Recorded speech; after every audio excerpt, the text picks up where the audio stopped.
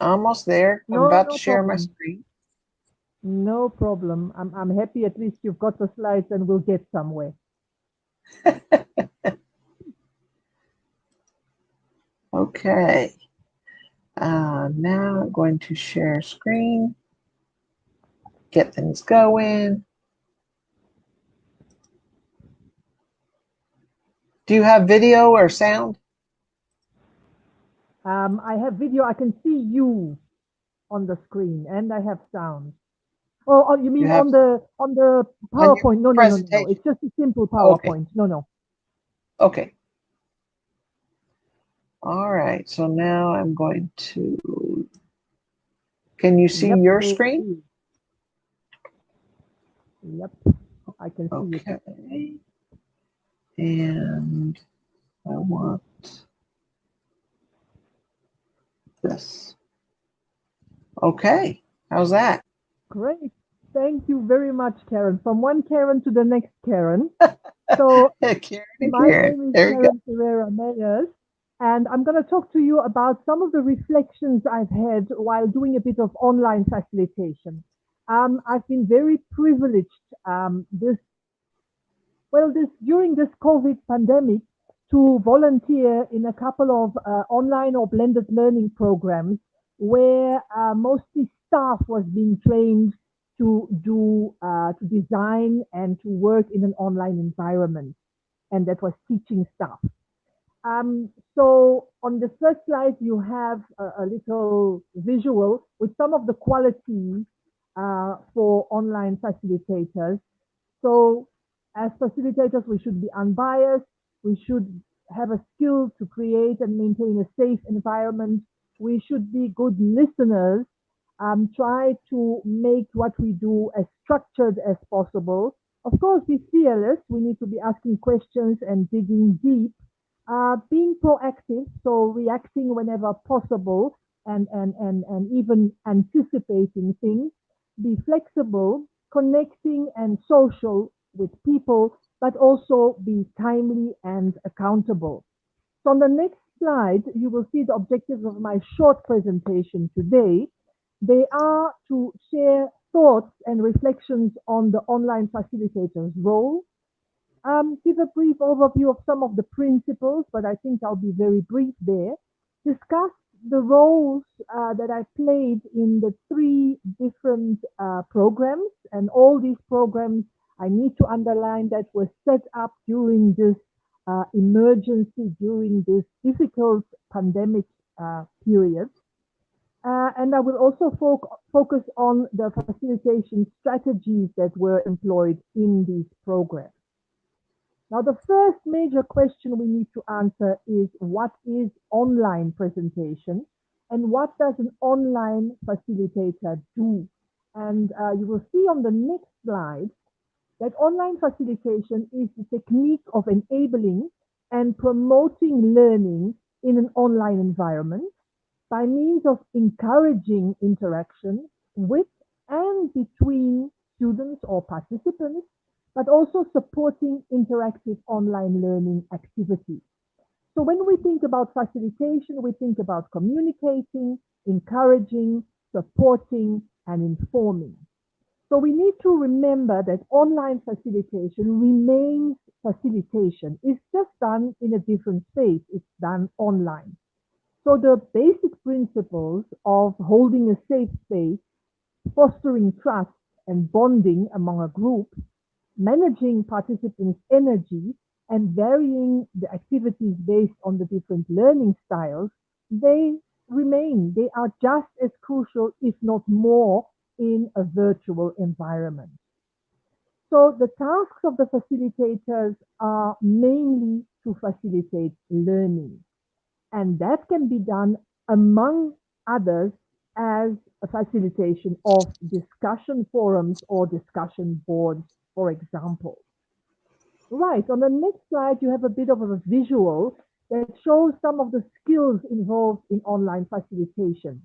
You see there that the facilitator needs to be a motivator, a guide, somebody who questions, but also a bridge builder amongst people with diverse backgrounds, diverse cultures, diverse language usage, needs to be some form of a peacemaker, but also taskmaster, making sure that managing the different tasks that need to be undertaken. So at the bottom there, you can also see that the facilitator needs to step into different shoes, in the shoes of the moderator, but also the shoes of the observer. So sitting, listening, observing what is going on. Being a team member, because as you will see in the online programs, the blended learning programs I was involved in, we worked with a team of facilitators. So there needs to be good teamwork going on. All right, so now I'm going to take you through the three different programs. And the first one was that organized by my own university, by its Center for Excellence in Learning and Teaching, CELT. And when we started going well into the pandemic and everybody was told to stay at home during the lockdown, we decided to organize a fast-tracked training program to ensure that our teaching staff would be able to go online.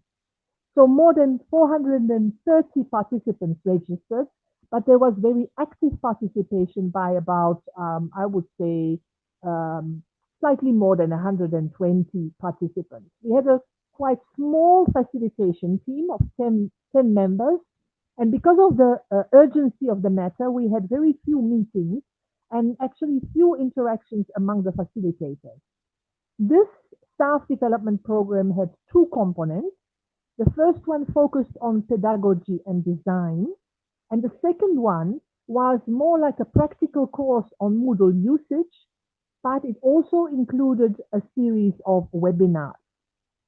So my roles as a facilitator here were to monitor and guide discussion forums, but also present during the webinars, follow up on chat discussions and question and answer forums, in addition to designing and implementing video lessons. So one of the major observations, I'm now in my reflective mode, one of the major observations here was that when there is no interaction between the facilitator and the participants, then the participants' motivation and energy dwindle. So the facilitator's role is really to keep people going. And we noticed also that requesting the participants to enter into peer commenting is very, very useful. So that community of inquiry, that community of practice, that community of learning is built through peer commenting, amongst other things. So we must say that the interaction there was not very high, but when we really looked at the type and the quality of the interaction between the peers, then we can definitely say that it was a successful activity. We also need to note that the activity, the interactions were mainly among members of the same faculty.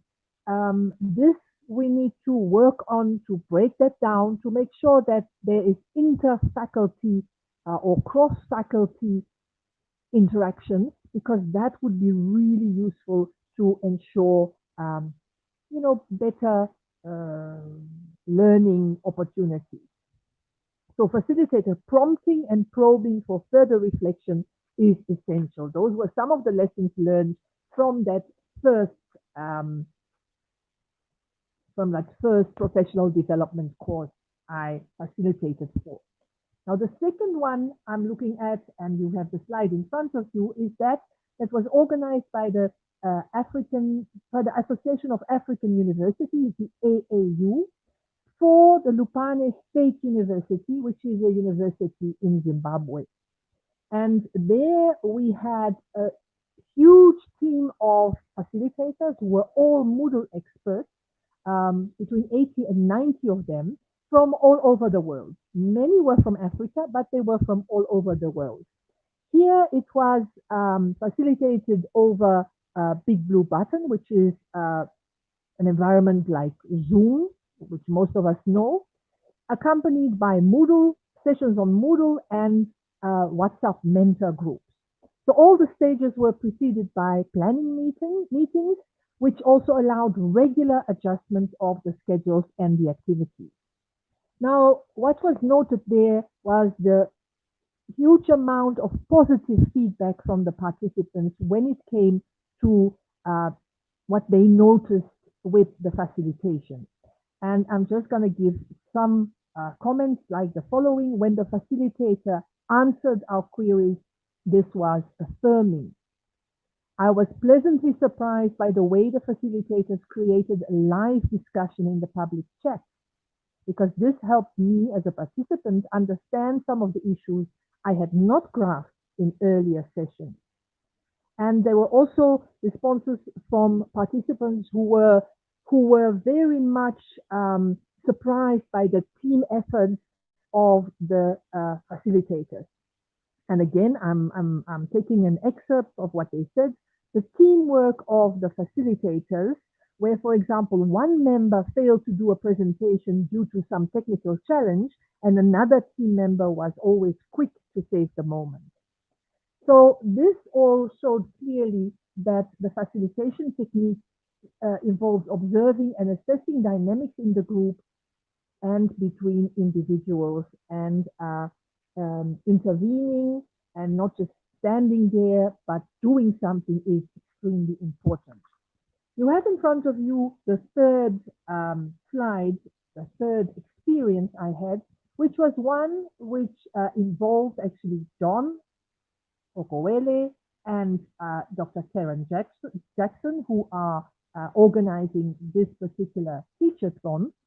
And it was a virtual pedagogy course, professional development for teachers, which happened over a Moodle platform and was also supported by live YouTube recording sessions where facilitators, this was a quite small team of 4 or 5 facilitators each week over a period of 6 weeks in total, where they presented a short 15-minute topic. Then there was chat interaction, and there were follow-up discussions and activities on the Moodle platform. Here, again, because of the urgency, there were short meetings before each session where facilitators would assign themselves specific tasks and ensure the implementation. It was quite an informal setup, but it actually worked very well. I just want to touch upon Dillard's 2013 classification of facilitators, and he talks about the passive facilitator, the involved facilitator, and the moderate facilitator. So passive facilitators employ a hands-off and uninvolved approach to facilitation. So those ones avoid interventions, they will just summarize opinions, they avoid creating power imbalance between the participants and the facilitators. Now, involved facilitators, that's the second category, they want to have some kind of control over how everything happens. They ask questions, they interpret opinions, and sometimes they use the devil's advocate type of responses to really provoke and to allow participants to see things from multiple angles. And then there are the moderate facilitators, which use a mixture of passive and involved facilitation. They play the role as quasi-participants. They ask questions to elicit content, and they employ specific intervention. For example, asking very talkative participants to also listen to what others are saying. So those were the 3 lovely experiences I had, which allowed me now to really think about my practice as a facilitator and becoming a reflective practitioner. And the question for all of us as teachers, as facilitators, should always be, when did I last think about what I have been doing? So talking to you today has given me that opportunity to really reflect. And on the screen here, you have a list of some of the points that a facilitator should be thinking of when facilitating online. Planning with the co-facilitators, managing time effectively, seeking feedback from learners. Those are all important uh, tasks to take on. Also develop new skills. They can be technical, they can be pedagogical, exploring new tools, but also being aware of and counteracting the challenges of inclusive facilitation. And then I'm talking about power, inequality, diversity, boundaries, how to deal with disagreement and conflict, and how to integrate plural knowledges, seeing that participants, students come from various backgrounds. On the next slide, we just have some additional tasks as the facilitator, being a contributor or an initiator, an information and opinion seeker, somebody who coordinates but also orients. We talked about the giving energy, motivating, so you have to be an energizing, an encourager, but also compromiser, because sometimes we can have very divergent opinions coming through from our students or our participants. And I like that visual at the bottom of your screen where the facilitator really is inclusive, trying to get people to work together as a team to construct knowledge together and to reach a solution or a compromise all together.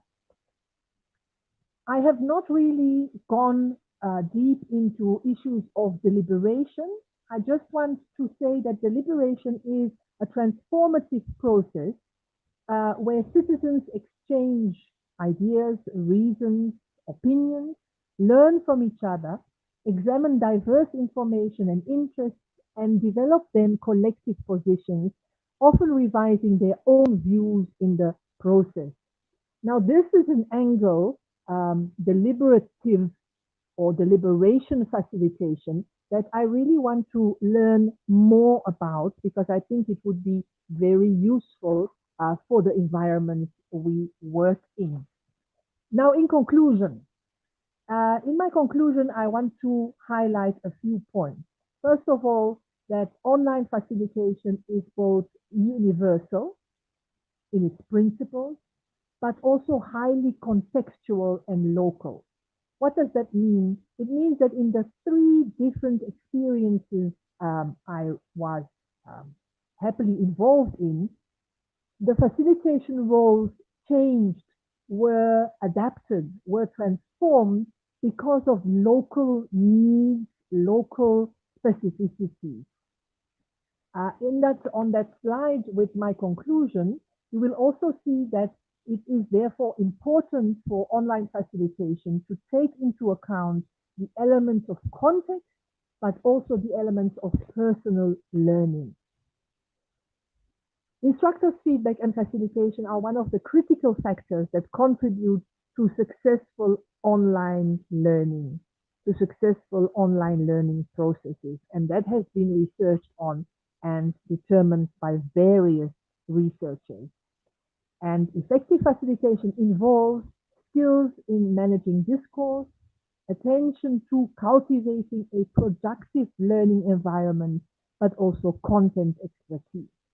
And only then can online facilitation, pre, during, and post COVID-19 be successful.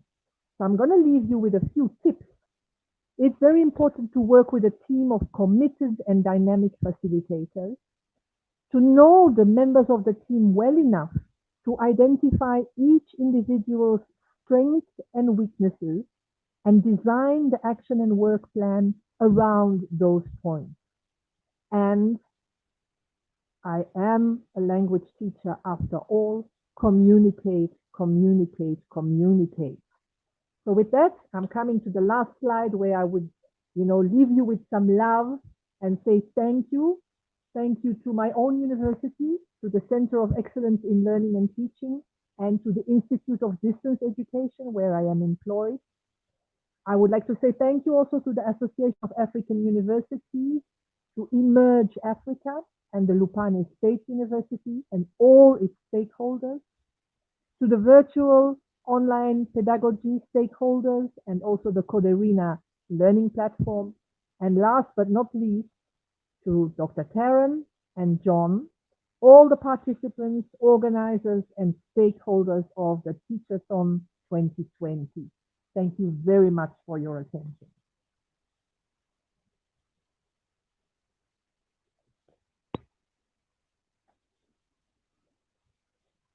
And I look forward to questions if there are any, or comments. I'm open for discussion, open to discussion rather. Okay, wonderful, wonderful. Okay, I don't see any questions. Is there anything you'd like to cover just for a chat? You know, just something that surprised you, perhaps, of learning online and teaching online with your students?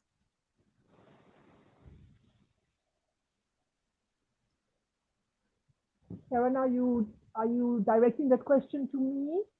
Yes, yes. Okay, all right. I must say my interactions online were mainly with staff members. So from the various universities and the various programs I was working with. So these are all adults who are quite highly motivated. They really want to learn something. So I think my lessons as a facilitator would probably be slightly different if I was working with another type of audience. I must say, I've always loved the interactions. I've always loved the fact that people are critical, ask questions, want to learn more. And I think that is the joy of being a teacher and a facilitator. So I think that would stand out mostly. Awesome. That's beautiful. Well, I think unless you want to add some more, I really think that's a great way to leave it. And do you have contact information or anything you'd like me to put in, or should we just leave it? I know your information is going to be on with your video, and they can always get in touch if they have questions through the Teachathon website. Absolutely. And maybe just to remind people, my name is Karen Ferreira-Meyers, and I work at the University of Eswatini in Southern Africa. So please do get in touch with me. If you do a little Google or a Google Scholar search on me, you'll find my contact details easily. So I look forward to further interaction. Thank you so much. I really appreciate you, and I appreciate all you do. Thank you very much. Thank you, Karen. Okay. Have a lovely remainder of your 24 hours. Bye-bye. Thank you. Bye-bye. Thank you, everyone. And times certainly have changed when we started going online. And this is wonderful that Dr. Ferreira-Meyers has shared her story with us. Thank you very much. Like I said, go to the Teachathon website, and you should be able to find the presentation board menu, and enjoy, and that has the full presentation on there to choose your next one. And bye-bye. See you around.